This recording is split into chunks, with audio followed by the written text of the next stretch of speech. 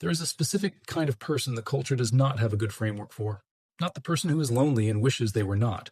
Not the person who is isolated by anxiety or trauma or circumstance. But the person who genuinely, honestly, without performance or rationalization, does not want a large social circle and feels no distress about it. No quiet longing on Friday nights. No relief when plans get canceled that is immediately followed by guilt. Just a clean, uncomplicated preference for their own company and a small handful of people who actually matter. The culture looks at this person and assumes something must be wrong. The research looks at this person and finds something completely different. The myth is that humans are fundamentally social creatures who require connection to thrive, and that any deviation from that requirement is a symptom of damage. This is partially true and mostly misapplied. Humans do require connection, but connection and company are not the same thing.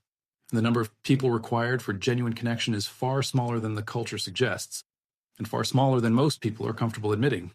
The person with no friends is not automatically the person without connection. They may simply be the person who stopped confusing one for the other.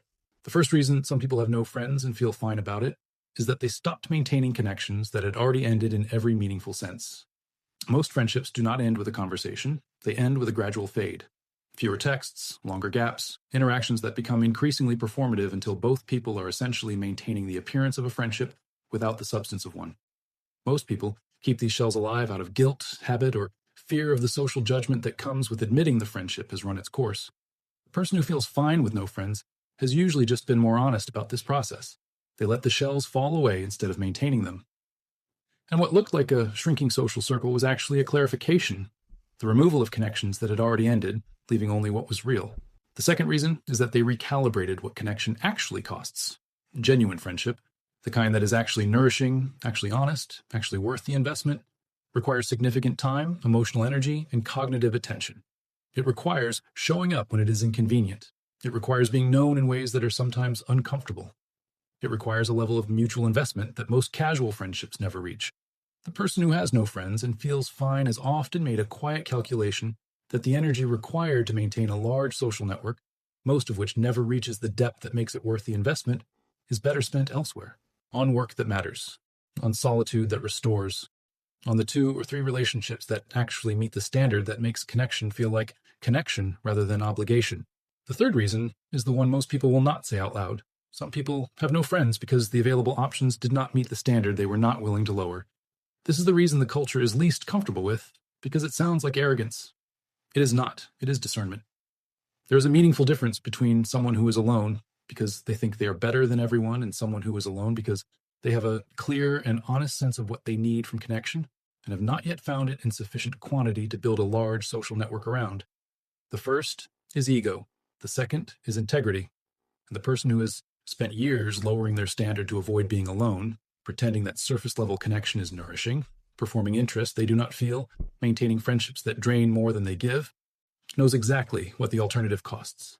The person who refused to lower the standard is paying a different price. And for many of them, it is a price they have decided is worth paying. The fourth reason connects everything.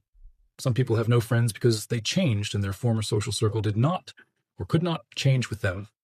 Growth is not universally welcome. The person who starts making different choices, asking different questions, refusing things they previously accepted, that person becomes, in some social environments, a destabilizing presence.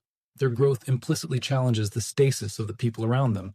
And rather than examine what the challenge is pointing to, those people often create distance. The person who grew finds themselves gradually alone, not because they rejected their former circle, but because their former circle could not hold the version of them that emerged from the growth. And the loneliness that follows is real. But it is a loneliness that contains something the previous fullness did not. The integrity of a life that is actually moving in the direction it is supposed to move. If you are the person with no friends who feels fine, or the person who is starting to feel fine about it and is not sure if that is healthy, I want to offer you a reframe that the culture almost never provides. The size of your social circle is not a measure of your capacity for connection. It is a measure of how many people you have found who are worth connecting with at the standard you have set for connection. And if that number is small, or even 0 right now, that is not a diagnosis. It is a data point. It tells you something true about the gap between what genuine connection requires and what your current environment offers. That gap is not yours to fix by lowering the standard. It is yours to hold until the right people show up to meet it. The next video is about something nobody talks about in the psychology of relationships, and it will reach you if this one did. Stay tuned in.